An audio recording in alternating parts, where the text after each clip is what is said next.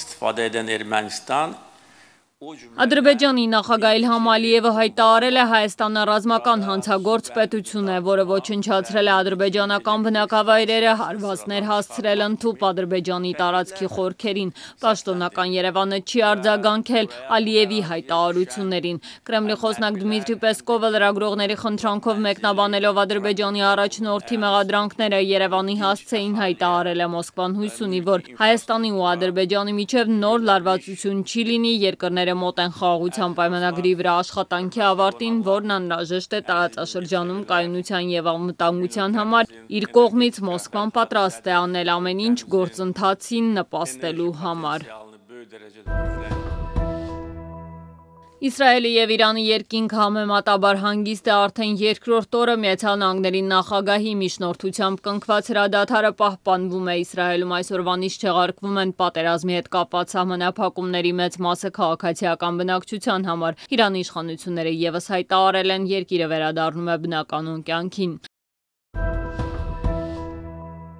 Նախագահ Թրամփը հերքել է պնդումները, թե Միացյալ Նահանգների հարվածները չեն ոչնչացրել իրանական միջուկային ծրագրի հիմնական բաղադրիչները, այլ ընդամենը մի քանի ամսով հետաձգել են ծրագրի առաջընթացը։ CNN-ը, New York Times-ը վկայակոչել էին Պենտագոնի հետախուզական վարչության գնահատականին ծանոթ աղբյուրները։ Իրանի միջուկային օբյեկտները լիովին ոչնչացվել են, պնդել է Սպիտակ տան ղեկավարը։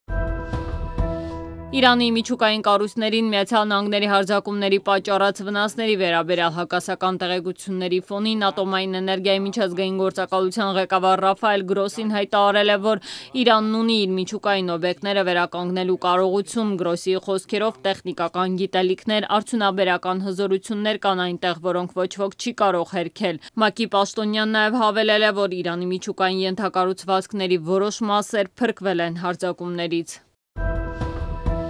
Ռուսաստանը երկարաժամկետ սպառնալիք է Եվրաատլանտյան տարածաշրջանի անվտանգության համար, այս մասին ասված է ՆԱՏՕ-ի գագաթնաժողովի ամփոփիչ հայտարարությունում։ Դաշնակիցներն ըստ փաստաթղթի համաձայնել են մինչև 2035 թվականը պաշտպանական ծախսերը ՀՆԱ-ի 5%-ին հասցնելու Միացյալ Նահանգների նախագահի առաջարկի հետ։ Բացի այդ, կառույցի անդամները վերահաստատում են Ուկրաինային աջակցելու իրենց երկարաժամկետ հանձնառությունը։ Փաստաթղթում սակայն որևէ հիշատակում չկա ՆԱՏՕ-ին Ուկրաինայի անդամակցության հեռանկարների մասին։